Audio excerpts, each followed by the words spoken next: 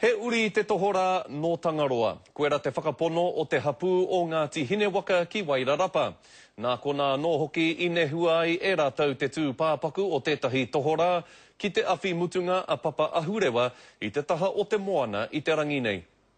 A whakataka te hau ki te uru, whakataka te hau ki te tonga. Kia mā kine ki uta, kia mā taratara ki tai. E he ake ana te ata kura, he tio, he huka, he hauhu. He tinana tohora kua neke atu I te ruawiki e takoto ana ki uta. I nā kātahi ono ka whai wāhi ngā uri o Ngāti Hinewaka ki te nehu ia ia.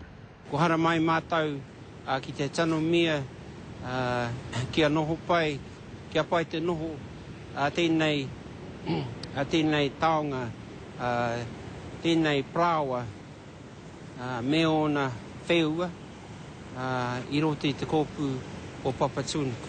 Aha kua hai ke hia e tahi wāhanga o tōna tinana, he mahi nui tonu ki te tuku atu I te tohorānei ki te kōpū o te whenua.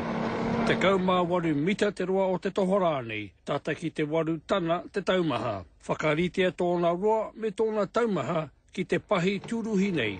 Ko te whakapono a te iwi hau kāinga, mena ka are te mihini nei I konei, kua tō te rā I a rātau e nehuana I tā rātau taonga. Kei te whakamautonu a Ngāti Hinewaka ki ngā nanakia, nā rātou I tia hai tana tinana. For people to come out here and take what they want, but what are they going to do with it? I mean, come on, let's face it, you know, like it might be a talk around the beer going, I've got this, but what are you going to do with it? You know, you're going to wear it as a taonga?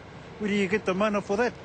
The mana comes when the iwi come in here as an iwi or a hapu like us, and we put that taonga to good use. Koe nei te tohora tuaono, ko mate ki runga I tēnei takiwa o ngā takutai moana o Wairarapa ki te tonga. Okay.